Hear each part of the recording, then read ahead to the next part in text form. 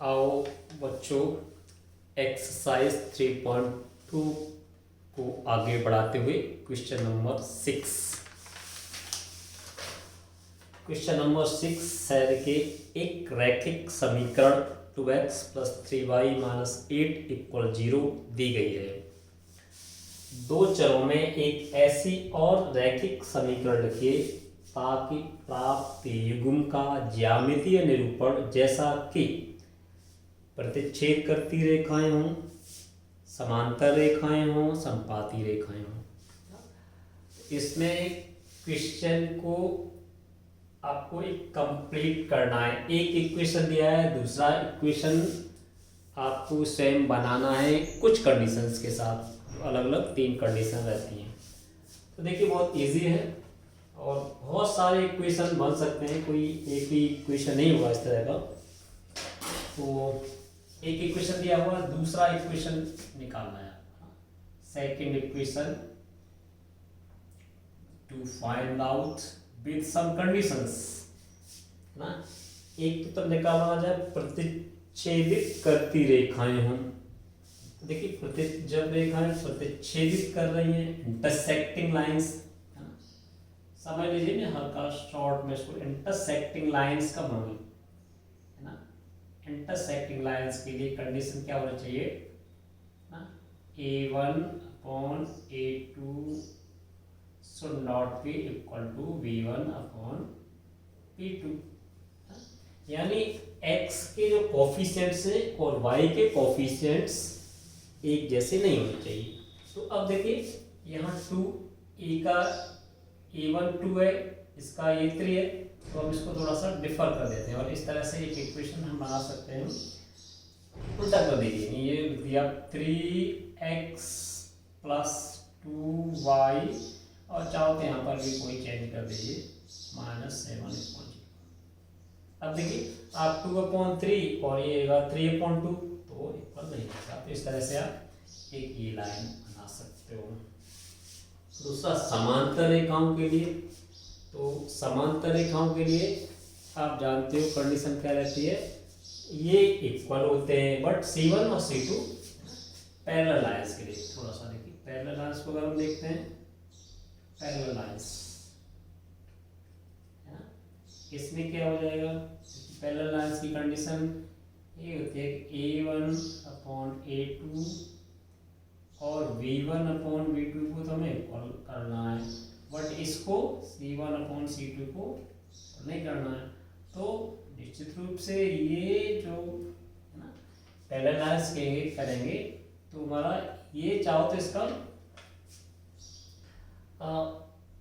इसका कोई प्रोपोर्शन में कर सकते हो। जैसे मैं कहूँ यहाँ पर इसमें 2 है तो अगले जो x के कोफिशिएंट्स है उसको 2 या 3 से मल्टीप्लाई, यानी 4 भी कर सकते हैं। आप ये भी कर सकते हो 4x + 6y और इसको डिफर कर दो, इसको कर दो कोई कुछ भी +5। तो इससे 2/4 और 3/6 तो हो जाएगा, बट इस C1/C2 इक्वल नहीं रहेगा। तो इस तरह से इसको भी आप कर सकते हो, बहुत सारे बना सकते हैं इसमें। इसी तरह से आपका संपाती रेखाएं हैं, कोइंसिडेंट लाइंस को भी अगर हम देखिए तो इसमें क्या कंडीशन रहती है, इसमें a1/a2 = v1/v2 and equal C1/C2 का कंडीशन रहेगी।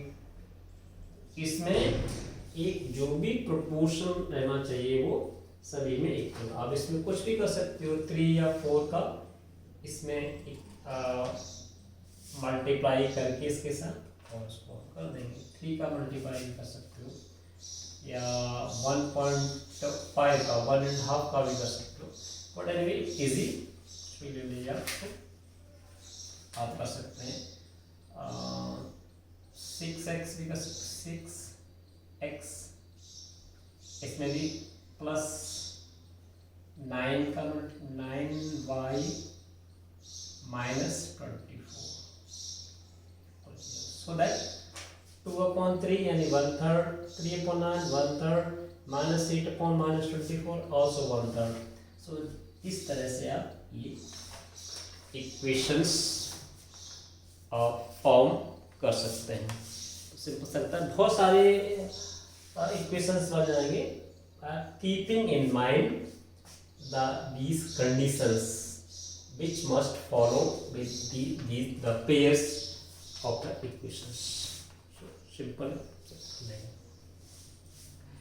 Next question number 7 को थोड़ा सा देखते हैं। क्वेश्चन नंबर 7, समीकरण x minus y plus 1 equal 0 और 3x minus 2y plus 2y minus 12 equal 0 का ग्राफ खींचिए। एक्स अक्षांश रेखाओं से बने त्रिभुज की शीर्षों के निर्देशांक ज्ञात कीजिए और त्रिभुज पटल को छायांकित कीजिए। देखिए x minus y plus 1 equal 0, x minus y plus 1 equal 0 पहला इक्वेशन है, लीनियर इक्वेशन। एंड सेकंड है 3x plus 2y minus 12 equal 0। तो सिंपल सबसे पहला काम है इसका ग्राफ ड्रॉ करना है। तो देखिए ग्राफ ड्रॉ करने के लिए पहले हम टेबल बना लेते हैं। टेबल को आप सवाल किए इस तरह की x की वैल्यू यहाँ और ये यहाँ से पहला जो है x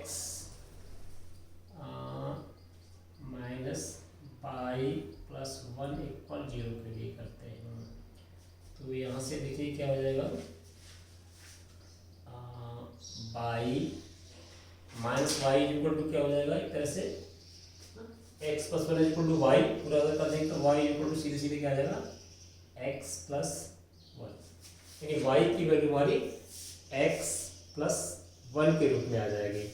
और उस समय x के रेस्पेक्ट में y की वैल्यू उसको हम निकाल लेंगे। तो y इक्वल x प्लस 1। यहाँ कुछ भी वैल्यूज रख दीजिए, x की वैल्यू 0 पर रखेंगे। देखिए यहाँ x जब x इक्वल 0 y क्या है, y है 1, तो 1।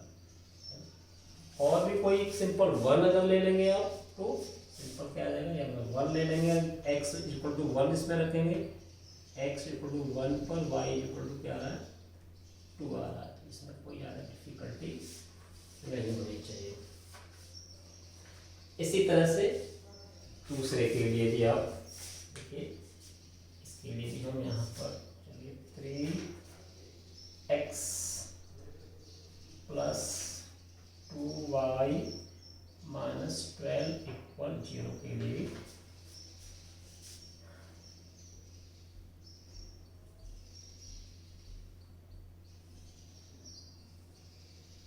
x और यहाँ से ये 2y इक्वल क्या हो रहा है 12 माइनस 3x और y इक्वल क्या रहेगा 12 minus 3x y 2, y equal है 12 माइनस 3x y 2।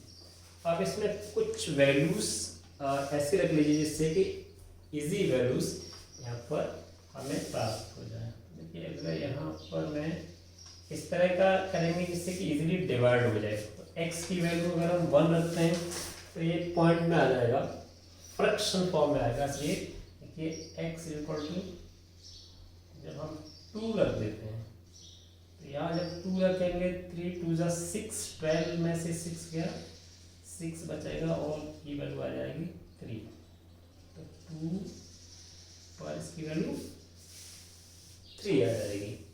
इसी तरह से और कोई वैल्यू देखिए, अगर हम 4 रखते हैं यानी x इक्वल टू अगर हम 4 रखते हैं तो क्या x इक्वल टू 3, जब x इक्वल टू 4 रखेंगे तो y इक्वल टू देखिए 0 आ जाएगा, सिंपल। जब x इक्वल टू 3, इस तरह से और भी अलग वैल्यू भी रख करके भी आप इस तरह से टेबल तैयार कर सकते हैं। ध्यान इतना रखा जाए कि इससे जो वैल्यू निकालने वाली थी वो हमारी फ्रैक्शन में या वर्ड्स में ना आए, जिससे कि ग्राफ को ड्रॉ करने में एक कॉम्प्लिकेशंस ना आए और इजीली आप उसको ड्रॉ कर सकें और पॉइंट्स का पता लगा सकें। इसके बाद देखिए इसको, इससे हम ग्राफ ड्रॉ करेंगे और तो ये अब इसको देखिए ग्राफ को ड्रॉ करते हैं। हमने थोड़ा सा ग्राफ के ऊपर पे आप देख भी रहे हैं, हमने एक्स एक्सिस और वाई एक्सिस को लिया। एक्स एक्सिस पर भी हमने पॉइंट 1 2 3 4 1 2 3 4 5 चाहे तो तभी ले सकते हैं। -1 यहाँ हो जाएगा, ये -2 हो जाएगा, इधर भी आप चाहोगे तो यहाँ भी हो जाएगा -1, इधर ये -2 हो जाएगा। This is the positive direction of x axis, this is the positive direction of y-axis। So simple हम इसके लिए ड्रॉ करते हैं। फर्स्ट जो हमारा equation x minus y plus 2 equal 0 के लिए देखिए पहला 0 1, तो 0 1 हमारा ये पॉइंट आ जाएगा, 0 1 पॉइंट आ रहा है, इसको लिख सकते हो चाहता हूँ 0, 1। Another is 1, 2 here, this point, इसको 1, 2 इस तरह से इसको ड्रॉ कर सकते हैं। लाइन को दिखेगा, पहले इस लाइन को ड्रॉ करते हैं। चलिए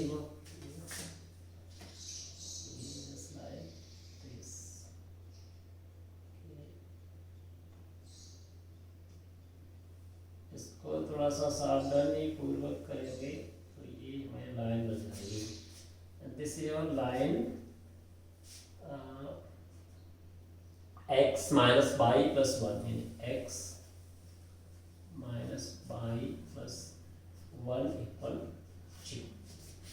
ओके, इसी तरह से the second line 3x plus 2y minus 12, यानी 2 3 हमारा देखिए क्या जाएगा, ये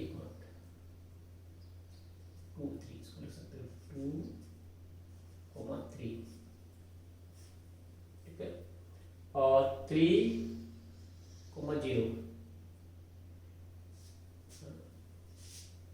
3 पे हमारा नहीं सही 4 पे था हमारा सही, ये 4 लिया था ना मैं, 4 पे 0 सही 4 है, इसको थोड़ा सा कट कर लेंगे, 4 था ये, तो 4 पे 0 है हमारा ये वाला पॉइंट है, यहाँ पे आप लिख सकते हो 4, 0। इन दोनों पॉइंट्स को जैसे ही हम ज्वाइन करके बस कोई लाइन ड्रॉ करेंगे तो आपको एक दूसरी लाइन भी यहाँ है ना, और ये लाइन हमारी 3x प्लस 2y माइनस 12, इसको 3x plus 2y minus 12 equal 0। ये लाइन, अब हम देख रहे हैं ये दोनों लाइनें इंटरसेक्ट कर रहे हैं, है ना, इस पर 2 3 पर इंटरसेक्ट कर रहे हैं, और x एक्सिस को भी -1, 0 पर इंटरसेक्ट कर रहे हैं, और इधर 4 0 पर, है ना, -1 ये पॉइंट हमें मिल रहा है -1, 0 एंड हियर इज 4, 0 ये मिल रहा है। एक्स एक्सिस को ये इंटरसेक्ट कर रहा है, ये दोनों लाइन इंटरसेक्ट कर रही है, इससे एक ट्राइंगल ऑफ फॉर्म हो रहा है। देखिए इसको मैं अगर कोई भी पॉइंट कह देता हूँ ए, इसको मैं पॉइंट ए पे अगर काटे ए पॉइंट से, इसको हम बी कह देते, इसको सी कर, ट्राइंगल एबीसी हो रहा है, ट्राइंगल एबीसी यहाँ से बन रहा है, इसको छायांकित कीजिए, शेडो कर दीजिए इसको, है ना, इसका सिंपली वो ये जानना चाह रहे हैं कि इसे आप ट्राइंगल,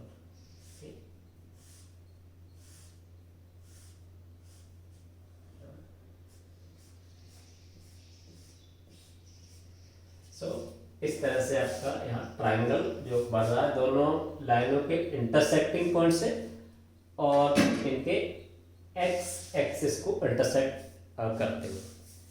तो इस तरह से भी क्वेश्चन का जो वैरायटी रहता है, डिफरेंट टाइप के क्वेश्चन मिलेंगे, बट उसके पीछे वही प्रिंसिपल है कि आप इनको ठीक से समझें, किस तरह से हम उसको वेरिएबल एज्यूम करके टू वेरिएबल इक्वेशन में कन्वर्ट करें और फिर उनको सॉल्व करने के जो हमारे पास मेथड है, ग्राफिकल मेथड था मेनली, और भी हम अलजेब्रिक मेथड की चर्चा अगले नेक्स्ट वीडियो क्लास में करने वाले हैं, तो उसमें भी आप समझेंगे। बट यहाँ ये एक्सरसाइज आपकी फिनिश है और जो भी क्वेश्चन बचते हैं वो आपको होमवर्क के लिए घर पे करने हैं, डिफ़िकल्टी आने पर पूछना है।